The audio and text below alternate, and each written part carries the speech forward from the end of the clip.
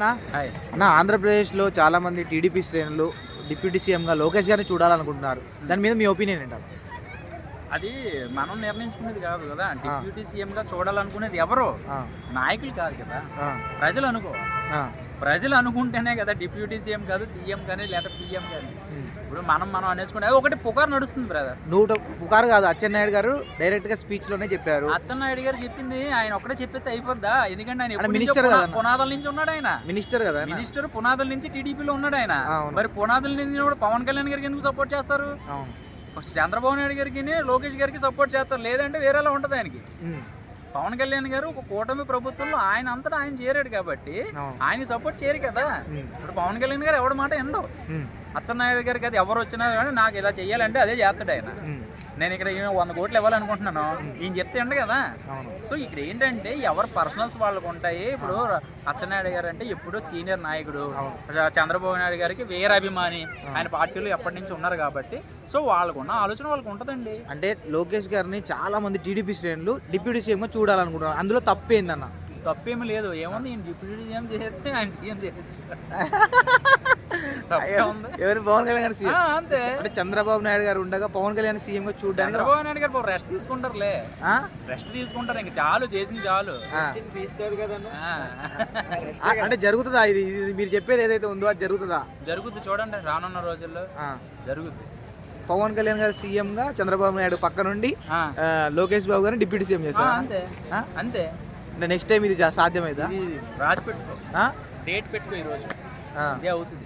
అంటే ఒక 6 నెలల్లో లేదా సంవత్సరం పట్టినా కరెక్ట్ అన్న మీరు చెప్పేది. ఎట్లా సాధ్యం? 136 సీట్లు టీడీపీకి ఉన్నాయి కదా, 136 సీట్లు ఉన్నాయి, 20 సీట్లు పవన్ కళ్యాణ్ గారికి ఉన్నాయి కదా, అదే సాధ్యం. ఇక్కడ సీట్లు కాదు, ఇక్కడ అచ్చెన్నాయుడు గారు లోకేష్ బాబు గారు డిప్యూటీ సీఎం అయితే బాగుంటుందని అనుకున్నారు. అది అవ్వాలి అంటే ఒక సీటు తగ్గాలి, ఒక సీటు పెరగాలి. అప్పుడు ఏం చేయాలి? డిప్యూటీ సీఎం గారు ఇటు పెరుగుద్ది, సీఎం గారు హోదా ఈయనకు వస్తుంది. అంటే పవన్ కళ్యాణ్ గారిని మళ్ళీ పిఠాపురం పంపించేస్తారు ఏంటి? డిప్యూటీ సీఎం ఈయనకి ఇచ్చేస్తే లోకేష్ గారికి వేరే పదవి ఏముంది? పదవి ఎమ్మెల్యే ఉంది, లేదంటే మోదీ గారి పదవి మనకి ఈయనకి ఇచ్చేద్దాం పవన్ కళ్యాణ్ గారికి.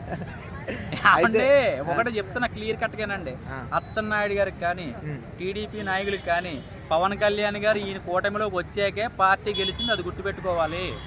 ఓకేనా? ఇప్పుడు కూటమి ప్రభుత్వం ఇక్కడ నిలబెట్టింది దాని పునాదుల నుంచి. ఆయన ఒక చేయూతగా వేణీళ్ళు చన్నీళ్ళుగా నేను ఉన్నాను అని అన్నాకే ప్రజలందరూ నమ్మారు. సరే, టీడీపీలో చాలా మంది, అంటే నార్మల్ పబ్లిక్లో కూడా, అంటే టీడీపీలో చాలా మంది పవన్ కళ్యాణ్ యాంటీగా డిప్యూటీ సీఎంగా తీసేయాలని చెప్పేసి చాలా మంది చేస్తున్న వాళ్ళకి మీరేం చెప్పాలనుకుంటున్నారు?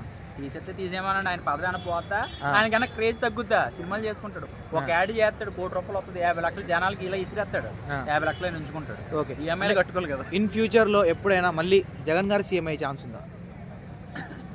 సీఎం గా చూడు, పైకి చూడు, దండం పెట్టుకో, అవ్వాలని దండం పెట్టుకో. అంటే అవుతుందా కాదా జగన్ గారు సీఎం అయితే? ఇప్పుడు ఒక మాట చెప్పిన బ్రదర్, ఒక సినిమా రిలీజ్ అయ్యాక అది హిట్ అవుద్దా పట్ట అవుద్దని ఎవరికి తెలియదు.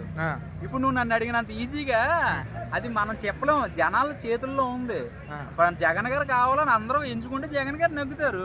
ఎవడో శాస్త్రం అండి. రాజశేఖర రెడ్డి గారు సీఎం చేశారు, ఆయన ఎప్పుడు జీవితాంతకాలు ఉండిపోయాడా? ఎన్టీ రామారావు గారు చేశారు, జీవితాంతకాలు ఉండిపోయారా?